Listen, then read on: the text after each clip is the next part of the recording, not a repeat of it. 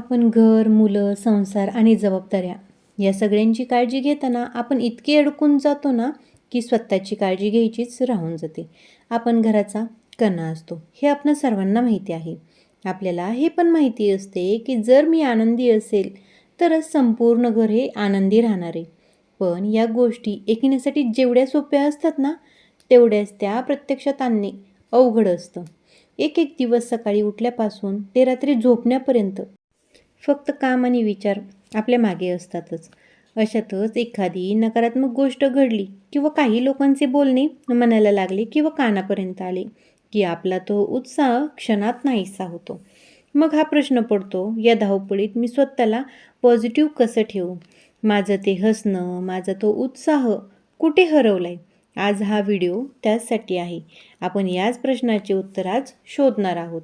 आज आपण अशा 12 टिप्स पाहणार आहोत, ज्या तुम्हाला फक्त आनंदी ठेवणार नाहीत, तर त्या तुम्हाला स्वतःच्या नजरेत अधिक समृद्ध आणि खंबीर बनवणार आहेत.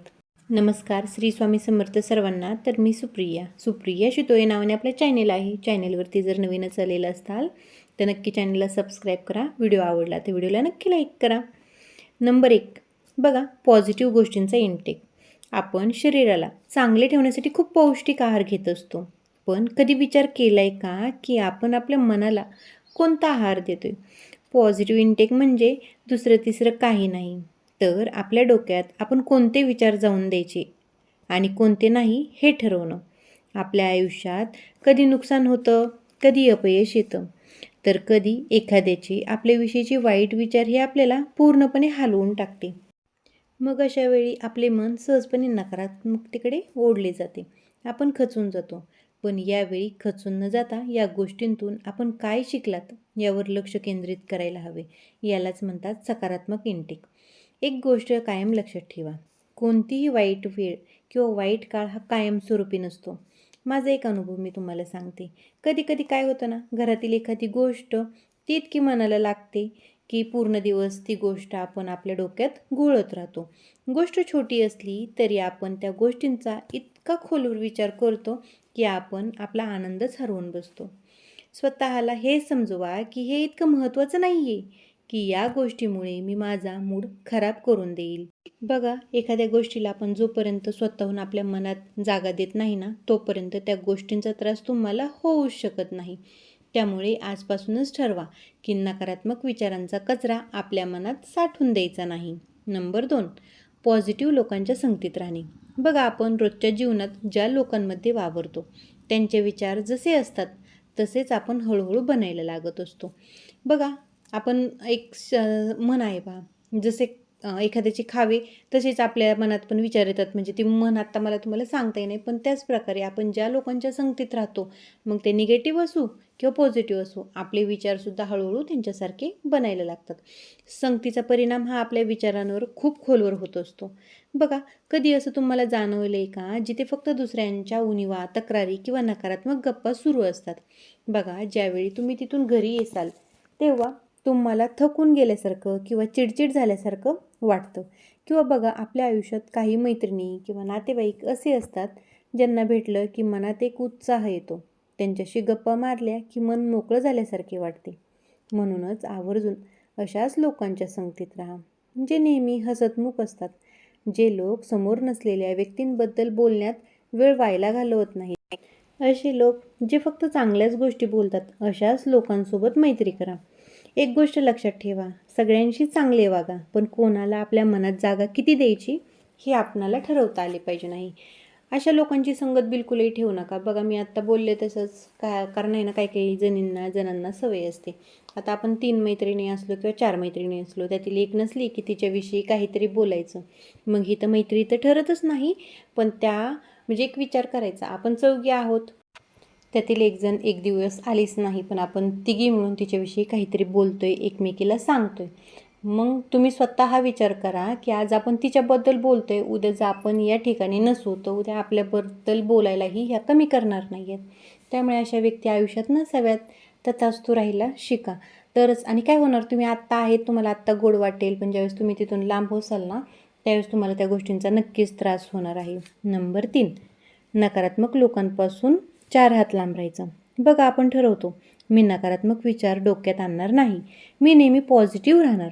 पण आपल्या आजूबाजूला असे काही लोक असतात बघा, आपण जर आनंदाने एखाद्या व्यक्तीला काही सांगायला गेलो, म्हणजे तुमच्याबरोबर एखादी आनंदाची गोष्ट घडली आहे किंवा तुम्ही काहीतरी छान अशी गोष्ट केली आहे आयुष्यात आणि तुम्ही जर ती गोष्ट एखाद्या व्यक्तीला सांगायला गेला तर ती गोष्ट त्याला पचणाऱ्यातली तर नसतेच ती, आणि ती समोरची व्यक्ती आपल्याला एखादी गोष्ट अशी सांगते की ती आपल्याला मनाला लागून जाते आणि आपण तिथल्या तिथेच नकारात्मक होऊन जातो.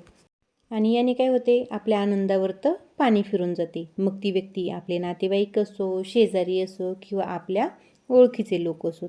मग पहा, कधीकधी आपल्याला अशा लोकांपासून दूर जाणेही शक्य नसते, का तर ते नात्यातील असतात किंवा शेजारी असतात किंवा फ्रेंड्स असतात.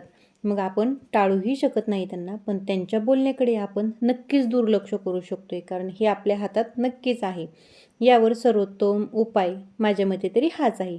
बघा, कोणीतरी आपल्याबद्दल, आपल्या घराबद्दल, आपल्या स्वभावाबद्दल, आपल्या आपल्या परिस्थितीबद्दल काय बोलते, यावर आपण काहीच करू शकत नाही. पण त्या लोकांच्या विचारांचा आपल्या मनावर, आपल्यावर काहीच परिणाम होऊन द्यायचा नाही, हे मात्र आपण ठरवू शकतो.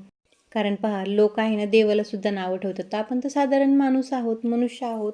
आणि कोण कसं, म्हणजे आता एखादा जर तुम्हाला नावं ठेवतो तर ते त्याच्या विचारश्रेणीवर अवलंबून असतो की तो कितपर्यंत खालच्या थराला जाऊ शकतो. त्यामुळे अशा लोकांच्या पासून थोडंसं लांब राहायचं. नंबर 4, स्वतःशी संवाद करा. आपण दिवसभरात बऱ्याच जणांशी गप्पा मारत असतो, पण कधीतरी स्वतःला विचारा की मी शेवटचे स्वतःशी कधी बोलले होते. आपण घराची जबाबदारी, मुलांची जबाबदारी, सगळ्यांच्या गरजा पुरवण्यात इतके हरवून जातो की स्वतःलाच विसरतो. दिवसातून फक्त 15 मिनिटे अशी काढा की तो वेळ फक्त तुम्हाला तुमच्याशी संवाद करण्यासाठी घालवायचा आहे. या 15 मिनिटात तुम्हाला जे आवडते ते करा. जर पहाटेचे 15 मिनिट काढले तर तुम्ही स्वतःबरोबर मोकळ्या हवेत घालवले तर किती छान. यावेळी तुम्ही स्वतःला विचारा, मी जे आज केले त्यात मी समाधानी आहे का?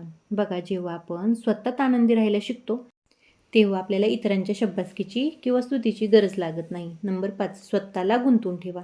कधी पण बघा, आपण काम नसले किंवा शांत बसलेलो असतो तेव्हा मनात प्रश्नांचा, विचारांचा घेरा चालू होतो. म्हणजेच काय, तर रिकामं मन हे नकारात्मक विचारांचे घर असते. हे अगदी खरे आहे. बघा, कामावरती आपण निवांत बसतो तेव्हा नाही त्या गोष्टी आपल्या डोक्यात चक्रा मारत असतात किंवा आपलं मन नको नको त्या जुन्या आठवणींमध्ये किंवा भविष्याच्या काळजीमध्ये भटकायला लागते. त्यामुळे जर आपण आपल्या कामात गुंतून ठेवले तर या गोष्टींना टाईम भेटणार नाही. याचा अर्थ असा नाही बरं का, मग आपण फक्त काम म्हणजे कामच करत राहायचं का? तर नाही. तुम्ही या वेळेत अशा गोष्टी करा की त्या गोष्टींमुळे तुम्हाला आनंद भेटणार आहे किंवा काहीतरी केल्याचं समाधान भेटणार आहे. अनुभव घेऊन तर पहा, जेव्हा आपण आपल्या आवडीच्या कामात बिझी असतो तेव्हा कोणी काहीही म्हटलं, कोण काय बोलतंय, काय करतंय, अशा फालतू विचारांसाठी तुमच्याकडे वेळच शिल्लक राहणार नाही. नंबर 6, घराबाहेर पडा. बघा, आपण पूर्ण दिवस काम करत असतो आणि काम नसले की मोबाईल घेऊन तासनतास सोफ्यावर बसत असतो. बघा, आपण कुलस्त्री, आपण आपल्या 4 भिंतींना आपलं स्वर्ग बनवतो. तेच आपले विश्व आहे असे आपण समजून जातो. पण रोज रोज त्याच गोष्टी करून आपल्याला कंटाळा जाणवायला लागतो. आपण वैतागून जातो. मग काय होतं, चिडचिड व्हायला लागते आपल्याला. जेव्हा रोजचं रुटीन हे तेच असते तेव्हा नकारात्मक विचार सहज डोक्यात येत असतात. म्हणून मनाला सकारात्मक ठेवण्यासाठी अधूनमधून घराबाहेर पडणं खूप गरजेचं आहे. नंबर 7, तुलना करणे थांबवा. आजच्या काळात ही चूक बऱ्याच जणी करत आहेत, ती म्हणजे तुलना करणे. बघा, आपण सकाळी उठलं की मोबाईल हातात घेतो आणि कोणाचे तरी छान किचन, त्या किचनमधील महागाची भांडी, तिचं घर किंवा कोणाची तरी फिरायला गेलेली ट्रिप बघतो आणि मग काय, मनाला विचार करायला विषयच भेटतो. आणि ते पण असे विचार ज्याने आपल्याला जास्त त्रास होणार आहे. बघा, ते परदेशात गेले म्हणून आपण पण जावेच का, हे आपल्याच लक्षात यायला हवे. किंवा बघा, तिचे घर किती टापटीप आहे, माझे घर असे का नाही? माझ्या घरात नेहमी पसारा असतो, तिच्या किचनमध्ये काय काय वस्तू आहेत आणि माझ्याकडे त्या वस्तू नाही आहेत. पण एक गोष्ट लक्षात ठेवा, सोशल मीडियावर जे दिसतं ते पूर्ण सत्य नसतं. कोणीही स्वतःच्या घरातील पसारा, सिंकमध्ये साचलेली भांडी किंवा घरातील वादविवाद सोशल मीडियावर दाखवत नाहीत. तिथे फक्त फिल्टर केलेली आणि डेकोरेशन केलेलीच बाजू दाखवण्यात येत असते. ही चूक चुकूनही करू नका. बघा, स्वप्न बघणे वाईट नाही आहे, पण तुलना करणे हे नक्कीच चुकीचं आहे.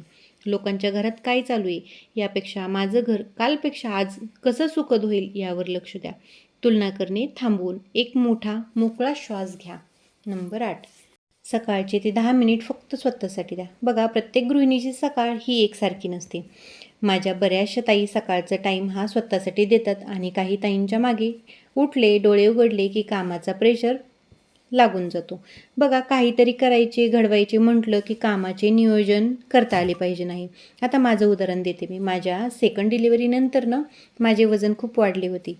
त्यावेळी मला योगा तर करायचा होता, पण बेबी लहान होता. जॉईंट फॅमिली असल्यामुळे मला दिवसभर हे करणं शक्य नव्हतं. तर मी माझं एक रुटीन बनवलेलं होतं. मी सकाळी लवकर उठायचे, म्हणजे एरवी आम्हाला 5ला उठावं लागायचं, कारण यश स्कूलला जायचा, आहो ऑफिसला यायचे. जॉईंट फॅमिली शेतकरी घराणं असल्यामुळे त्यांना सकाळचं जेवण लवकर लागायचं. तर आहे ना, सकाळचं नियोजन मग मी कसं ठरवायचे, एरवी 5ला उठायचे, तर त्यावेळेस मी 1 तास अगोदर उठायला सुरुवात केली, का तर बाळाचं पण व्यवस्थित व्हायला पाहिजे नव्हतं. तर 4ला उठायचं. 1 तासामध्ये मी बरंचसं काम आवरून घ्यायचं, म्हणजे टिफिनची तयारी करायची, झाडून वगैरे व्हायचं, आंघोळ व्हायची. 5 वाजता आहो उठायचे. मग आम्ही अर्धा तास वॉकसाठी जायचो. मग मी माझा टाईम कसा काढायचा हा मी नियोजन केलं होतं ना, तसं तुम्हीही तुमचा टाईम तुमच्यासाठी कसा काढायचा हे तुम्ही नियोजन करू शकताय ना. मी एवढं छोटासा बेबी असतानासुद्धा मी माझ्यासाठी टाईम काढला होता, तर तुम्ही का नाही काढू शकत? बघा, आपली कामे, आपल्याला आजचा जो दिवस आहे आणि आपल्यासाठी महत्त्वाचा असणारा हा आपला वेळ आहे, हा आपण आपल्यासाठी कसा द्यायचा हे आपण ठरवायचे. बघा, दिवसभर कामे तर चुकत नाहीत, पण त्याबरोबर पहाटेचं जर तुम्ही तुमच्यासाठी स्वतःसाठी जर 10-15 मिनटं काढले तर नक्कीच तुम्हाला रिझल्ट हा जाणवणार आहे. बघा, अनुभव घेऊन बघा. ज्यावेळेस पहाटेच्या वेळेस सर्व शांतता असते, घरातील सगळे झोपलेले असतात, त्यावेळेस मोबाईल हातात न घेता फक्त आहे ना 10 मिनिट तुम्ही मोकळ्या हवेत जाऊन बसा, थोडासा वॉक करा किंवा थोडंसं योगा करा. किती फ्रेश वाटून जाईल तुम्हाला, तुम्ही नक्कीच अनुभव घेणार आहात. नंबर 10, परफेक्ट असण्यापेक्षा आनंदी राहा. बघा, गृहिणी म्हटलं की घरातील सगळी कामे आपण परफेक्टली करत असतो. घर छान टापटीप असावं, जेवण वेळेवर व्हावं, मुलांचा अभ्यास, आऊंचा टिफिन, या सगळ्या नादात आपण स्वतःवर एक दडपण आणतो.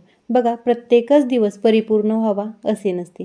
काही दिवसांमध्ये काम राहिलं तर राहू द्या. स्वतःवर प्रेम करणे म्हणजे स्वार्थीपणा नाही आहे बरं का, तर ते स्वतःच्या मर्यादांचं स्वीकार करणे आहे. स्वतःला फक्त एक छोटी सवय लावून घ्या. बघा, ज्या दिवशी तुम्हाला खूप थकल्यासारखे वाटते तेव्हा थोडा आराम करा. जेव्हा आपण स्वतःसाठी जगायला किंवा स्वतःवर प्रेम करायला शिकतो तेव्हा आपल्यातली चिडचिड कमी होत असते. खरंच आपल्या घरातल्या लोकांना एक थकलेली आणि चिडचिड करणारी गृहिणी नको आहे बरं का, तर त्यांना एक आनंदी आणि हसरी आई हवी आहे. तर आज या 10 टिप्स आपण पाहिलेल्या आहेत. माझ्या मते यातील आहे ना, कमीत कमी तुम्ही 5 ते 6 टिप्स तरी तुम्ही फॉलो करून पहा. आनंदी राहायचं, सुखी राहायचं आणि आपलं घर आनंदी ठेवायचं हे प्रत्येक गृहिणीच्या हातात असते. प्रत्येकच वेळी एखाद्यावरती तोंड टाकून बोलणे, त्याला टोचून बोलणे हे उपयोगाचं नसतं. आपले घर, आपली मुलं यांच्या काळजीबरोबर आपण आपली काळजी पण घेतली पाहिजे नाही. तर आजचा व्हिडिओ कसा वाटला?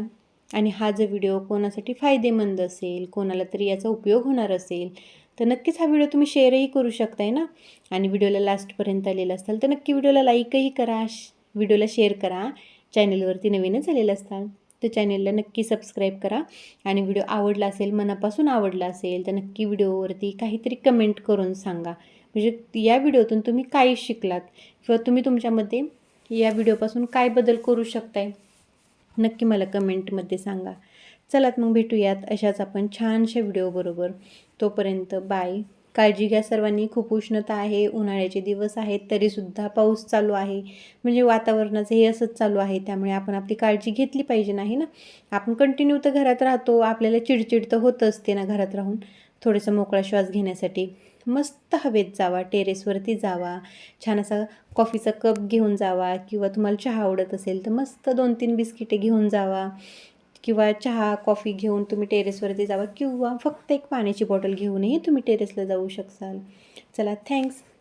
कसा वाटला आजचा व्हिडिओ नक्की कमेंट करा बरं का. बाय. काळजी घ्या सर्वांनी. Take care.